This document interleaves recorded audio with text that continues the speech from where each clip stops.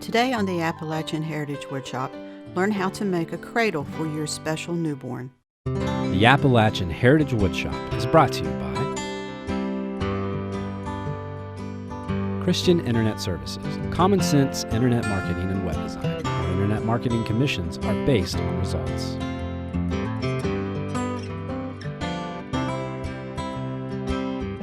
Robinson and McElwee, thinking business, practicing law.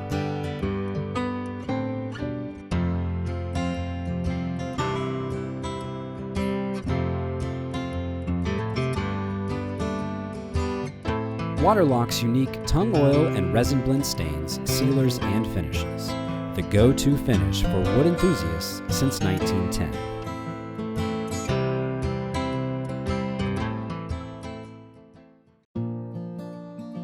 The Appalachian area is comprised of 13 eastern states covering 205,000 square miles of rugged, mountainous terrain. It stretches from New York to Mississippi, with West Virginia being the only state totally encased in the area. When this region was first settled, the immigrants had to travel over the Appalachian mountain range with only what they could carry or haul by wagons. They would make furniture and other wooden items that were necessary and functional.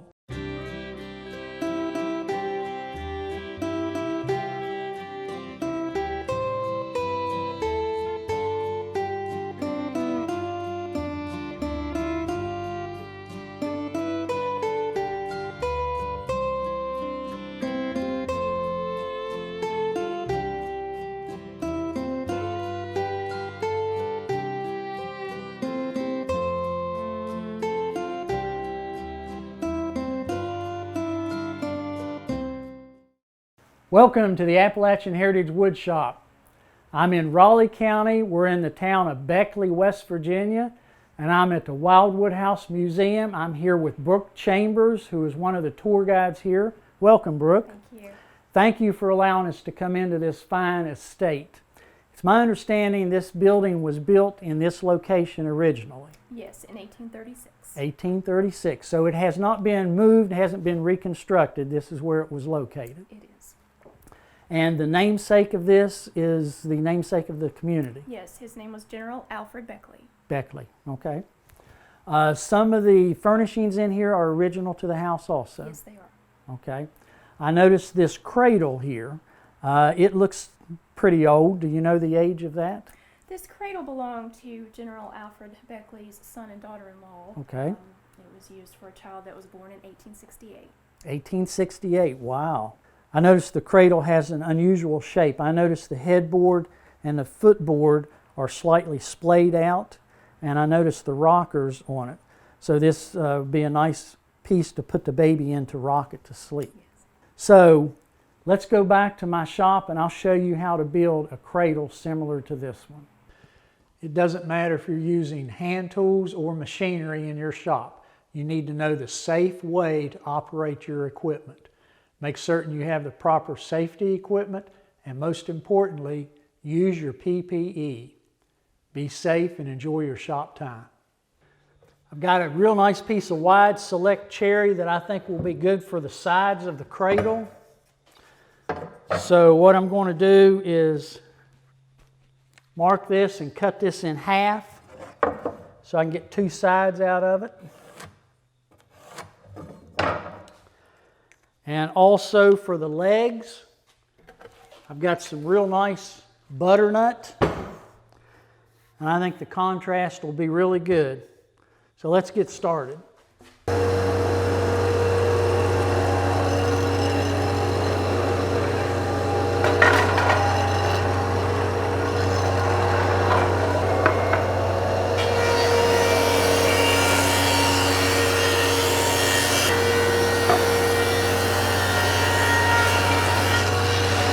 Now that I've dimensioned the boards, I'm ready to glue them back together. This will be the sides. I've numbered the boards to make sure that they go back the same way so the grain matches. So now it's just a matter of putting a little bit of glue on it.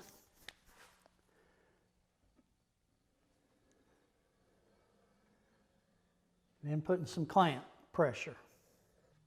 These boards are slightly thicker than what I need, But after I glue them together, that'll give me plenty of thickness that I can run it through the drum sander, and then the glue line will be invisible.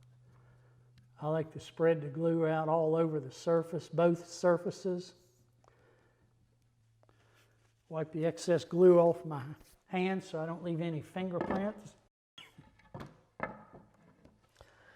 I like to rub it back and forth a little bit.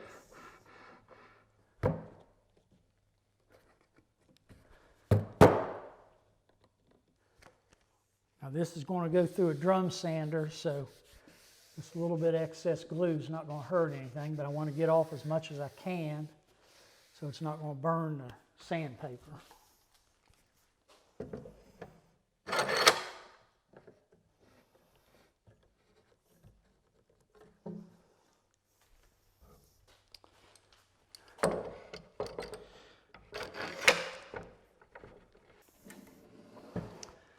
Now I need to set that aside, let it dry, and I'll go ahead and clamp up the boards for the other side and for the headboard and footboard.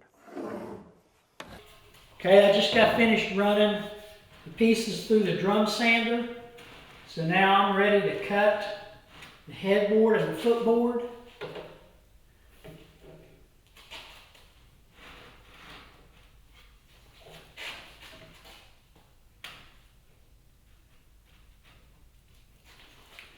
Got my miter gauge set at 10 degrees. I'm going to make a cut, another cut, and then I'll use the stop to get the two pieces at the exact length.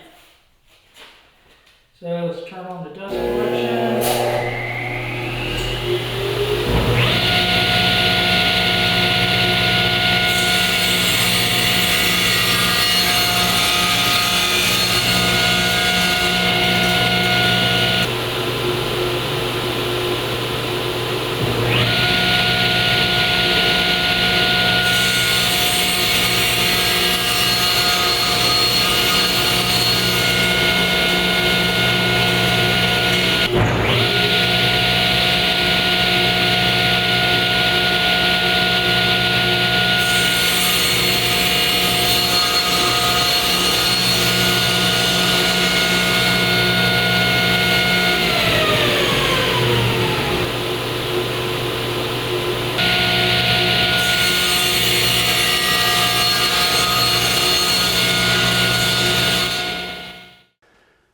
Now while I've got the miter gauge set at 10 degrees, I'm going to go ahead and cut all of the corner posts.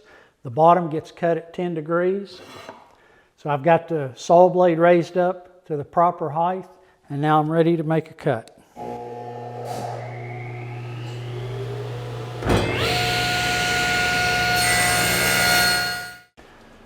You need to keep these wee little pieces that come off the bottom of the post. These are wedge shaped, and you'll need these when you go to clamp. It'll put the clamp at the correct angle so the pressure is applied properly. Now if you remember, the original cradle had a bridle joint on the post where the post went onto the rockers. It's a very strong joint. It's stronger than a mortise and tenon, so that's what I'm going to use. So I got my tenoning jig set out.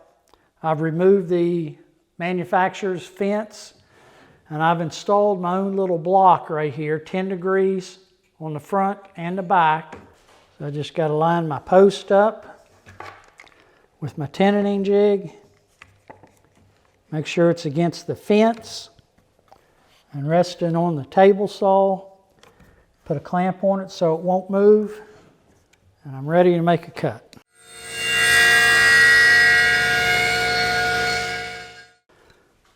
So now I'm going to turn the post around,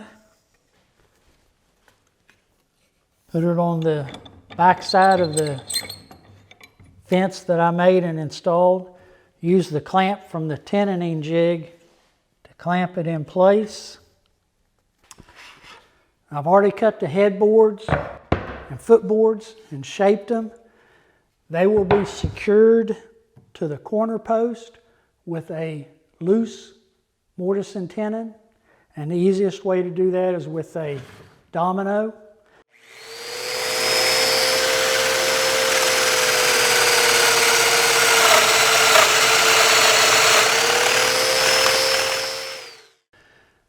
I'm ready to bevel rip the bottom of the sides at a 10-degree angle. I've already got the blade set at 10 degrees. My table saw is a right tilt, meaning the blade tilts to the right. The fence is on the right side of the blade. So if I were to rip this, the board would be trapped between the blade and the fence with the blade tilted that direction. So that's introducing an opportunity for the board to bind and possibly kick back. So on a right tilt table saw, it is safer to put the fence on the left side of the blade. Now the board is not trapped between the blade and the fence. It can come up and the piece that's being cut off can just fall away from the blade. So that's the best way to do it.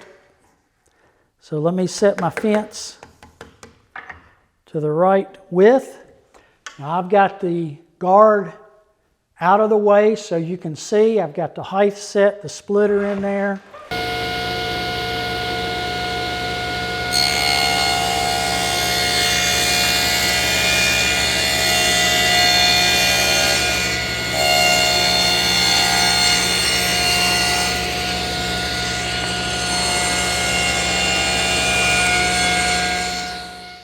That's the correct way and the safe way to bevel rip on a right tilt table saw. Now here's the headboard dry assembled, so it's just about ready to glue up. Before I glue it up, I want to knock off the sharp corners on the post, and that is done best at the router table.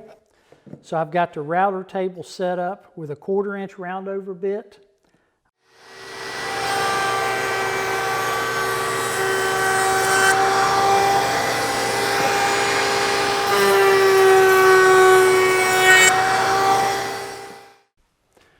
Now I've sanded and rounded over all the edges.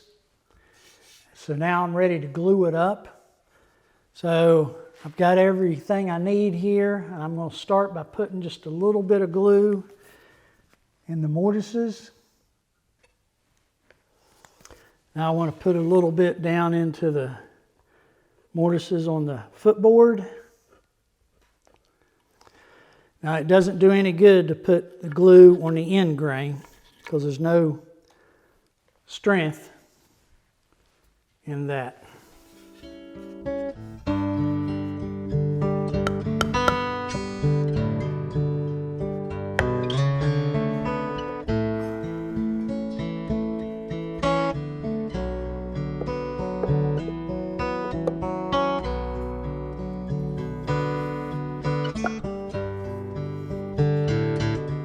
Now, got a couple spacers, which you want to tell me exactly where this needs to be.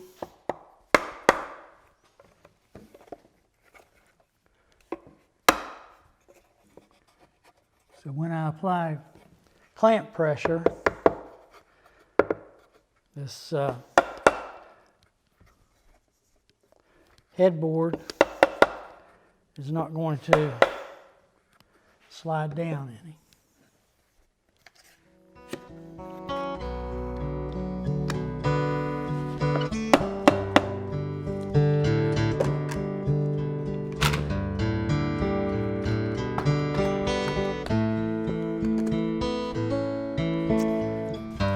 Remember the little piece that we cut off the bottom of the post, 10 degrees. These, I said you needed to save. Here's why you need to save them. Because this is at 10 degrees, if you put the clamp on it and apply pressure, because the glue is a lubricant, it's just going to slide. By putting this little wedge in there that is at the same angle, then it will be applying pressure directly across. I'm using a piece of tape to hold that in place until I actually get the clamp on it. Going by feel. There we go. Okay, there's that one. Now one more. Spacers again. A little bit of tape to hold it in place until the clamp jaw gets a hold of it. Now just double check the height, and we're right on. So there's one. I'll set this aside and do the other one. Now as you can see, the headboard is quite a bit higher than the footboard. And what that's going to do, that's going to make a difference on the side. So what I did was put the side in place, mark the top where the headboard is and the top where the footboard is, and you can see there's a difference in the height. So what I did was use some French curves to come up with a nice pleasing transition. Now you can see how the bridle joint fits in there. This will be the rocker. So obviously I've got to put a curve on the bottom of the rocker. I've measured up from both ends the same amount, put a clamp there, and I keep a very, very flexible strip of hard maple cut uniform so it bends evenly. Find the center of the board and just pull it back and hold it down, and you can see you get a nice symmetrical curve, and you just mark it, and then you cut that on the bandsaw.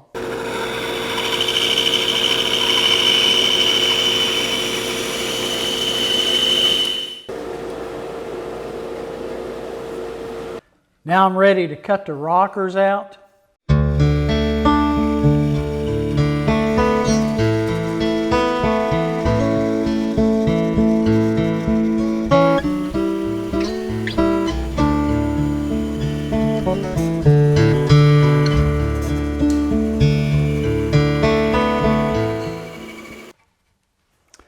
I need to round over the top edge of the side and the rockers. So I do that here at the router table. I have a 1/4 inch round over bit in it with a bearing. I'm going to show you how I do that. It is a must that you have a push pad to keep your fingers away from the bit.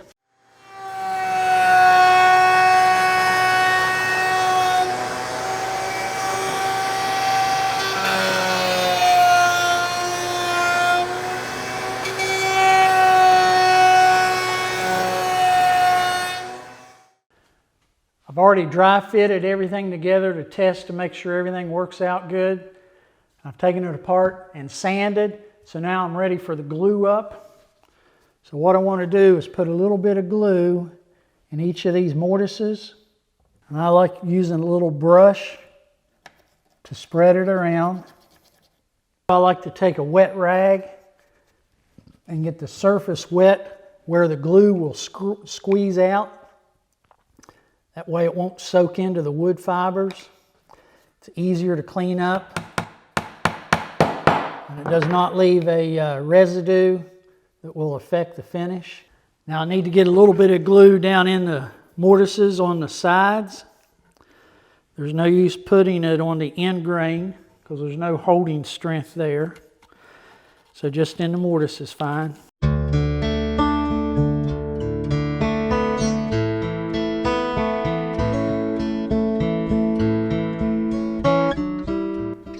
Loose mortise and tenon is easy to assemble. It just takes a little bit of time. Just align the dominoes or the tenon up with the mortise. Apply a little bit of hand pressure to hold it temporarily until you get the whole thing assembled.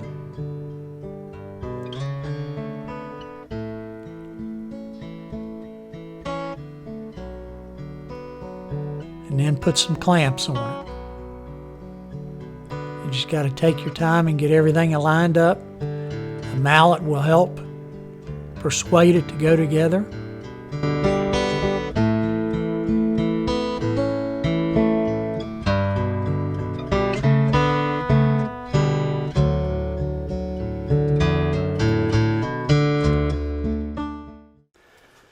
Now I prefer to clean up the glue when it first squeezes out.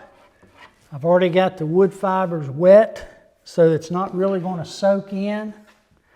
Just a matter of getting what squeezes out wiped off. Now I've removed the clamps from the cradle and I cut a couple of ledger boards, 10-degree angle. So now this will get glued in the bottom. So the bottom pieces will rest on top of this. And the way I do this, I just put some glue on it and clamp it in place. No nails. And I like to go by the feel as opposed to a sight or a line.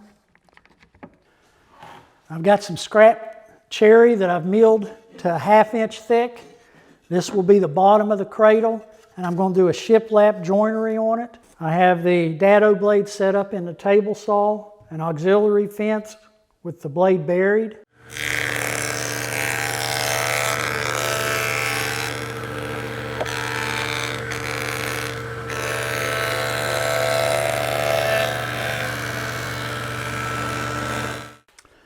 Now you can see I've glued this one in place. I'll show you how I glued this other one. I'm going to take a nail, put a little bit of glue down in the hole. Same thing with the finial. Put a little bit of glue on the dowel.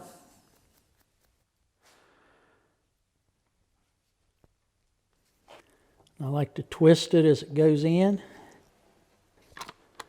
and then put a clamp on it.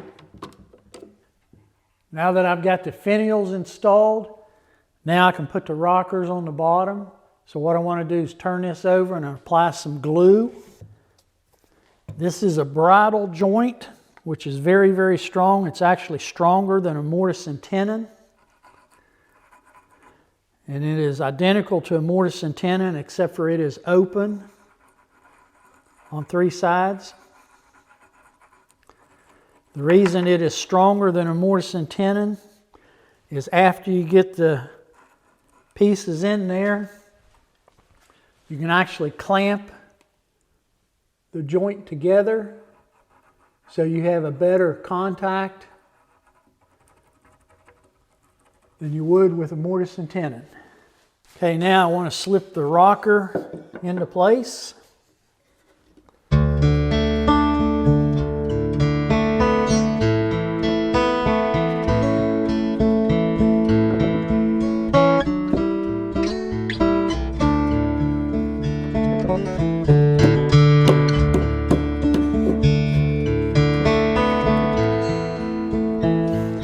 Now I need to put a clamp on this end.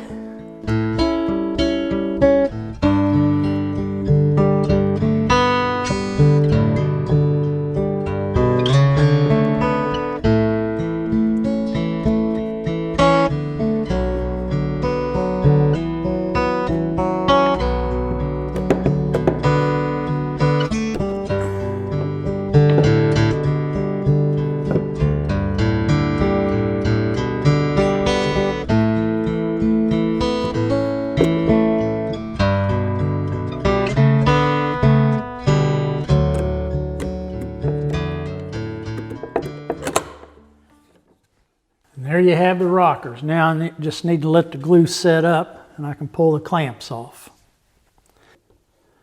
Now this is why a bridle joint is stronger than a mortise and tenon joint.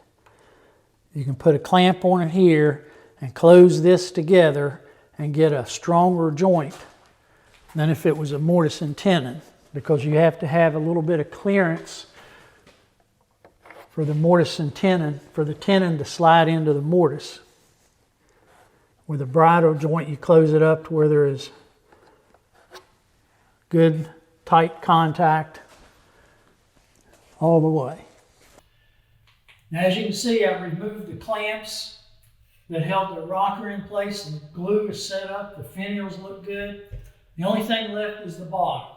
I've already cut these, shiplapped them, and I cross-cut them to the right length and beveled the edge. And of course, the first one gets a notch to fit around the post. These will be held in place with a little dab of glue in the middle and a pin nail.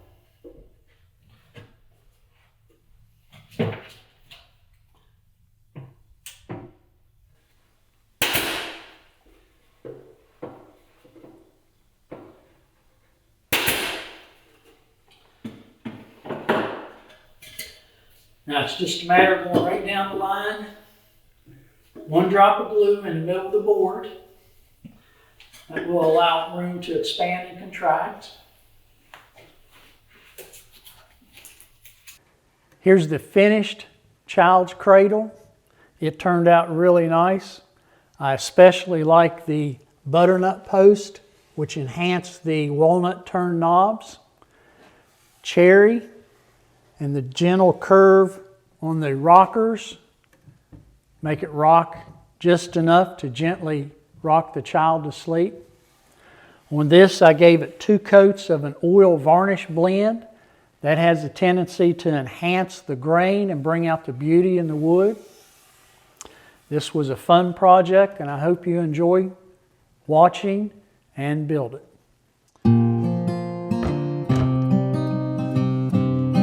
If you're interested in any information or plans on any of the items featured on the Appalachian Heritage Woodshop, just check out our website, AppalachianHeritageWoodshop.com. Remember, be proud of your Appalachian heritage.